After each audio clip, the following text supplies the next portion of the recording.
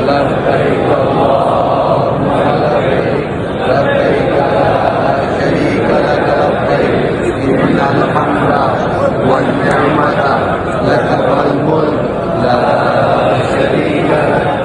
لبيك اللهم لبيك لبيك لا شريك لك لبيك إن الحمد والنعمة لك والملك لا شريك لك. لبيك اللهم لبيك لبيك لا شريك لك لبيك إن الحمد والنعمة لك والملك لا شريك لك. لبيك اللهم لبيك لبيك لا شريك لك لبيك لبيك والنعمة لك والملك لا شريک لک. السلام علیکم ویورز. ویسے آپ لوگوں نے مجھے رابطہ ٹی وی کے اوپر بہت سارے اسپورٹس پروگرامات میں دیکھا ہوگا. ہم کرکٹ کے بارے میں ریویوز دیتے رہتے ہیں, لیکن آج اس ویڈیو بنانے کا مقصد ایک سفر کی داستان آپ لوگوں سے شیئر کرنا ہے. اور یہ سفر پچھلے مہینے میں نے کیا, جو کہ سفر حج تھا. اور یقین جانیں اس ویڈیو بنانے کا مقصد ہرگز بھی یہ نہیں ہے کہ کوئی میں حاجی صاحب کہلوانا چاہتا ہوں یا کوئی ریاکاری اس کا مقصد ہے.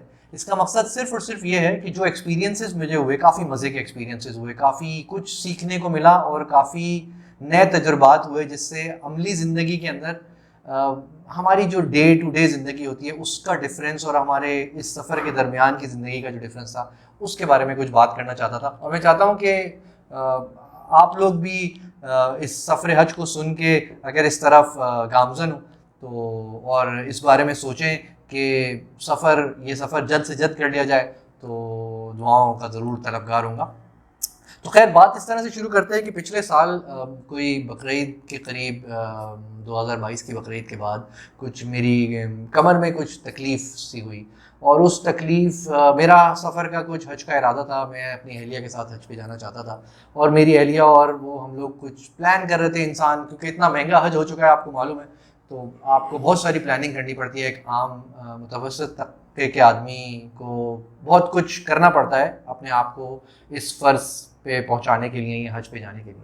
تو ہم اسی چیزوں میں انوالو تھے کہ کچھ کمر کی تکلیف ہو گئی, اور ہم نے اللہ سے مانگا کہ اللہ تعالیٰ عافیت کے ساتھ یہ سفر ہمارا کروا دے. اور اللہ نے, یقین جانے کہ اس کاوش اور اس کی جو مطلب یہاں جانے کی جو کشش تھی نا, اس نے ہمیں بہت جلد اس کے اوپر آمادہ کیا کہ ہم کوشش کر کے اپنی ان تکالیف سے باہر آئیں اور ہم تیاری کریں. پھر اللہ کام سے کام بناتے چلے گئے, اور دیکھتے ہی دیکھتے وہ پیسوں کا بھی انتظام ہو گیا, اور گھر پہ کیا ہوگا, کون کیسے کرے گا, چھٹی کیسے ملے گی, یہ ساری چیزیں نا آٹومیٹیکلی سارٹ ہوتی چلی گئیں. اور الحمدللہ اللہ نے ہمیں اس سفر کے حج کے اوپر بھیجا. تو میں آج آپ کو یہ بتاؤں گا کہ اس سفر کے حج کے سفر میں کیا کیا چیزیں ہمارے سامنے آتی رہیں, کیا کیا مشکلات بھی آئیں. ویسے مشکلات نہیں بتانی چاہیے, لیکن پھر بھی میں کچھ نہ کچھ ضرور بتاؤں گا تاکہ انسان ذہنی طور کے اوپر اس کے لیے پریپیئرڈ ہو.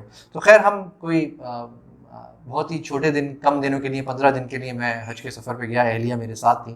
تو ہم لوگ نکلے یہاں سے, اور کراچی ایئرپورٹ سے ہماری روانگی ہوئی 22 جون کو, اور 28 جون کا حج تھا. اب 28 جون کا حج آتے ہی ذہن میں جو چیز سب سے پہلے آتی ہے وہ گرمی ہوتی ہے.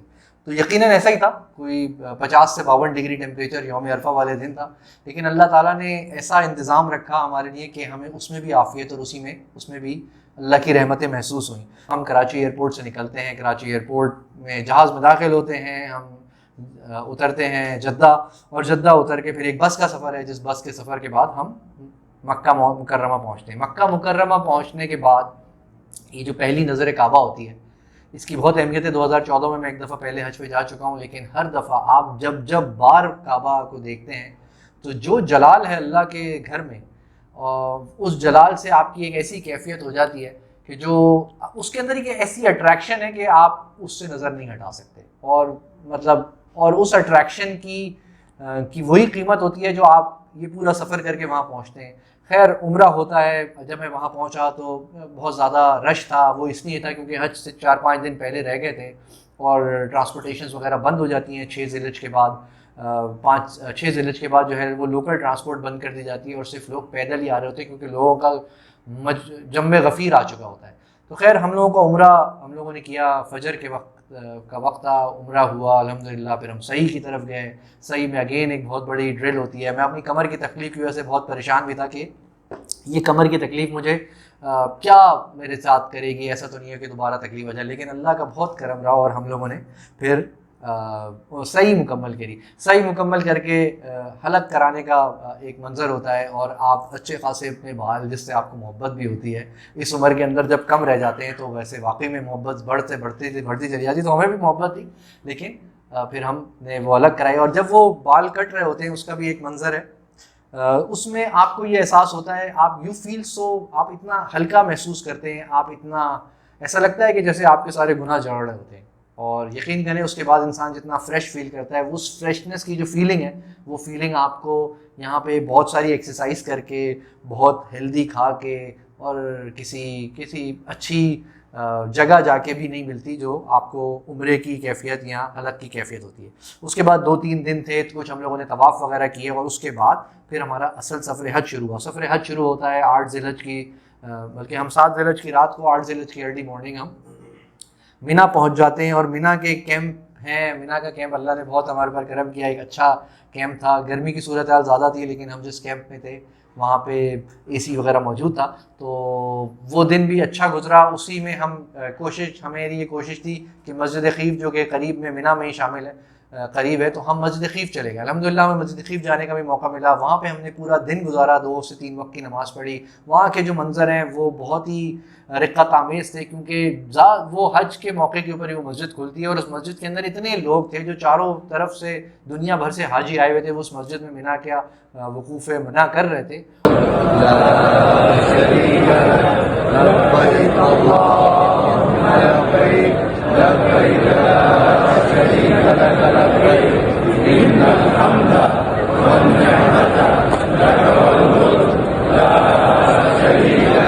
اور پھر وہاں سے اگلے دن ان کو یوم عرفہ تھا تو آپ کو عرفات کے لیے نکلنا تھا جو کہ سب سے بڑا دن تھا، سب سے بڑا مرحلہ حج کا تھا. پھر ہم لوگوں نے کیمپ سے بسوں کے ذریعے ہی سفر شروع کیا.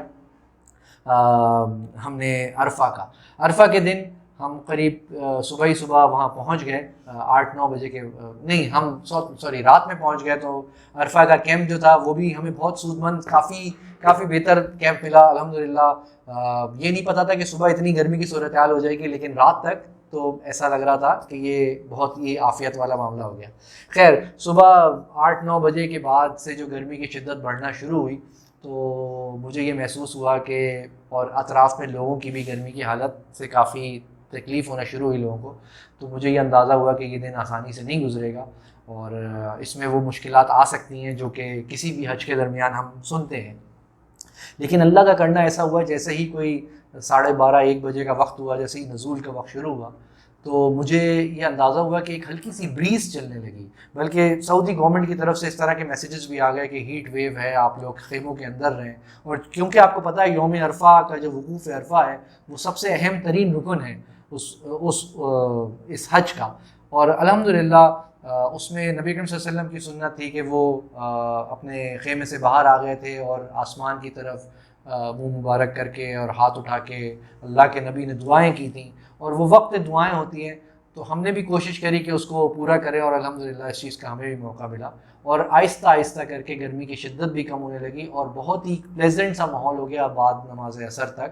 عصر کے وقت کے بعد سے کافی پلیزنٹ ہو گیا. پھر اس کے بعد انسان کو یہ ہوتا ہے وہ جلد سے جلد اپنی دعائیں کر رہا ہوتا ہے. اور آپ ایسے کئی سارے مناظر دیکھیں گے کہ لوگ جو ہیں وہ گڑ گڑانے لگتے ہیں.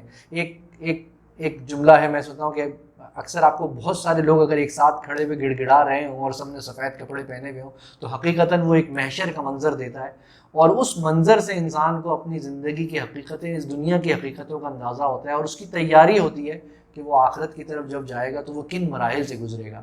یقین جانے میں حج کے سفر کو نا آخرت کا سفر ہی سمجھتا ہوں کہ انسان اپنے تمام عزیز و اقارب سے اللہ حافظ کر کے معافی مانگ کے نکل پڑتا ہے اور پھر وہ محشر کے موقع تک بھی جاتا ہے اور پھر وہ وقت گزرتا ہے اور اللہ تعالیٰ ایسا لگا جب وہ محشر ختم ہوا تو اللہ نے ہمیں جنت کے باغوں میں سے ایک باغ میں ڈال دیا اور اس باغ کا نام تھا مزدلفہ. مزدلفہ کی جو رات ہوتی ہے وہ انتہائی تسکین آمیز رات ہوتی ہے. انسان اتنا تھک چکا ہوتا ہے. ہم مزدلفہ بھی گئے, مزدلفہ میں آپ کھلے آسمان کے نیچے ہوتے ہیں, ہر غریب امیر, رنگ کالے گورے سب فرق مٹ جاتے ہیں, ہر کوئی گراؤنڈ کے اوپر ہوتا ہے, ہر کوئی زمین پہ بچھا کے پڑا ہوا ہوتا ہے, اور آپ سوچ نہیں سکتے. میری اہلیہ مجھ سے کہہ رہی تھی کہ میں کبھی سوچ نہیں سکتی تھی کہ میں کسی ایسی جگہ سو جاؤں گی جو اتنی اوپن ہوگی, لیکن اللہ تعالیٰ وہاں پہ نیند بھی دلا دیتے ہیں, وہاں پہ سکون بھی مل جاتا ہے, وہاں پہ عافیت بھی مل جاتی ہے. مزدلفہ کی رات جب ختم ہوتی ہے تو آپ صبح صادق تک ویٹ کرتے ہیں اور وہاں سے کنکریاں چنتے ہیں. تو الحمدللہ ہم نے بھی یہ کنکریاں چننے کا عمل پورا کیا, اور وہیں سے پھر ہم کنکریاں چنی اور صادق کے وقت نکل کے ہم نے مزدلفہ چھوڑا, اور ہم مزدلفہ سے منی کی طرف روانہ ہوئے. منی کی طرف آتے ہیں, آپ اپنا سامان وغیرہ رکھتے ہیں, کچھ دیر سستاتے ہیں, اور اس کے بعد جمرات کا رخ کرتے ہیں, جہاں پہ آپ کو بڑے شیطان کو پہلے دن 8 کنکریاں مارنی ہوتی ہیں. جمرات کا بھی جو سفر تھا وہ اس لحاظ سے کافی کٹھن تھا, کیونکہ دن کا سفر ہوتا ہے, گرمی ہوتی ہے, اور آپ کو تھوڑی سی اسٹیپ پہ جانا ہوتا ہے, تھوڑی چڑھائی ہوتی ہے. حج پہ جانے کے سفر سے پہلے جتنی بھی کوشش کر کے اپنے آپ کو چلنے کی ہیبٹ ڈال سکتے ہیں. دوسری ایک اور ہیبٹ جو میں سمجھتا ہوں کہ ہمیں ڈالنی چاہیے وہ یہ ہے کہ کچھ ہمیں دھوپ برداشت کرنے کی عادت ہونی چاہیے, جس کا مجھے بعد میں اندازہ ہوا کہ کیونکہ ایسی دھوپ ہو رہی ہوتی ہے جو کہ مشکل ہوتی ہے برداشت کرنا. تو اگر آپ عام طور پہ اے سی میں بیٹھے رہتے ہیں, گاڑی میں بھی اے سی, گھر میں بھی اے سی, تو پھر اس دھوپ کو اپنے آپ کو متعارف کرائیں حج پہ جانے سے پہلے. اور اس کے ساتھ ساتھ جب ہم جمرات کے لیے چلے گئے, ہم نے کنکریاں ماری, تو رش بہت ہوتا ہے, اور وہ دن بہت بڑا دن ہوتا ہے, کیونکہ پورا کا پورا مجمع, جتنے بھی لوگ ہوتے ہیں, لاکھوں کے افراد میں لوگ, وہ سب حرم کا رخ کر رہے ہوتے ہیں تاکہ جا کے طواف زیارہ کریں, اور طواف زیارہ کر کے پھر حلق کرا کے اپنے آپ کو احرام سے نکالیں. احرام کے بارے میں بھی میں ایک بات اور اسی موقع پہ کرتا چلوں. دیکھیں, احرام وہ لباس ہے جس کے اندر انسان سب سے زیادہ انکمفرٹیبل فیل کرتا ہے, لیکن کسی نے, میں ابھی پچھلے دنوں کسی ایک جگہ پہ میں نے یہ بات سنی اور مجھے بہت اچھی لگی, یہاں پہ میں کوٹ بھی کروں گا, کہ اس مشکل لباس میں اور اس مشکل مرحلے سے گزرنے سے جو سکسیس ملتی ہے نا, وہی سبق آپ کو زندگی میں دیتا ہے کہ اگر آپ اپنے آپ کو مشکل حالات میں رکھیں اور آپ اپنے آپ کو مشکل لباس میں رکھیں. مشکل لباس سے مراد یہی ہے نا کہ جس میں آپ انکمفرٹیبل ہوں, جس میں آپ کے اندر ایک فیئر ہو, اور اس سے آپ پاس شروع کریں گے نا تو سکسیس آپ کے پیچھے آئے گی. بالکل ایسے ہی ہے. اور ہم لوگوں نے الحمدللہ وہ مرحلہ بھی طے کیا, اور ہم دن کے وقت ہی طواف زیارہ کرنے پہنچے, اور پھر ہم نے اپنی قربانی کا کروایا, پھر طواف زیارہ کیا, اور پھر ہم نے حلق کیا, اور ہم احرام سے واپس آ کے دوبارہ منی چلے گئے. اور منی جب ہم دوبارہ پہنچے تو رش کم ہو چکا تھا, کافی سہولیات بڑھ چکی تھیں,